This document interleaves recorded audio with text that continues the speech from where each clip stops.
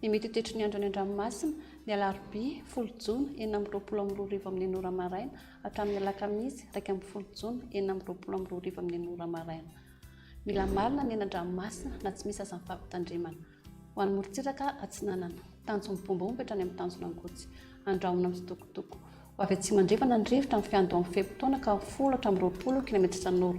Ho avy avaratra atsinanana kosa izany manomboka ny atoandro ka 10 km/h hatrany. Atiany mpanonja namonjaveny ranomasina avy onza hatramin'ny 2.5 metatra. Tanjona angotsy hatrany manoro anorona tandrifondrahona mahalana amin'ny fiandro amin'ny fepitaona. Ho avy andrefana ny rivotra ka nodidina ny 10 km/h. Ho avy avaratra kosa manomboka ny atoandro ka 10 km/h. Atiany mpanonja nanonjaveny ranomasina avy onza hatramin'ny 2.5 metatra. Mahanoratra ny taolanaro anorona tandrifondrahona. Ho avy andrefana ny ankapobeny rivotra ka 10 km/h. Ahatratra 30 km/h indraindray manakaiky ny vaingan-drano. Anonjaveny ranomasina avy onza 5 metatra. Taolanaro hatrany amin'ny tanjona vohimena anorona tandrifondrahona vitsy indraindray. Ho avy andrefana ny rivotra ka 30 hatramin'ny 70 km/h. Hena 20 km/h any amin'ny faran'ny pepitaona. Anonjavena herin'ny ranomasina avy onza 2 metatra. Ho an'ny morontsiraka andrefana tanjony vohimena hatrany amin'ny tanjona ankapoa. Ho maina amin'ny ankapobeny. Ho avy atsimo atsimo andrefana ny rivotra ka 10 km/h.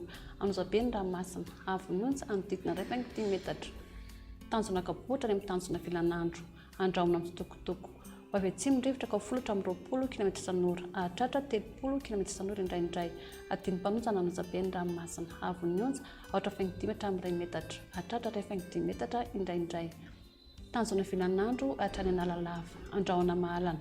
Ho avy andrefana atsimo andrefana ny rivotra ka 10 km/h. Ahatratra 30 km/h. Atiany mpanonja ny ranomasina avy onza 2.5 metatra. Analalava hatrany amin'ny tanjona bombaomby andrahona amin'ny sitokotoko. Ho avy atsinanana ny atsimo atsinanana ny rivotra ka 10 km/h. Ho avy andrefana kosa ny atoandro ka 10 km/h. Atiany mpanonja ny ranomasina avy onza 2.5 metatra.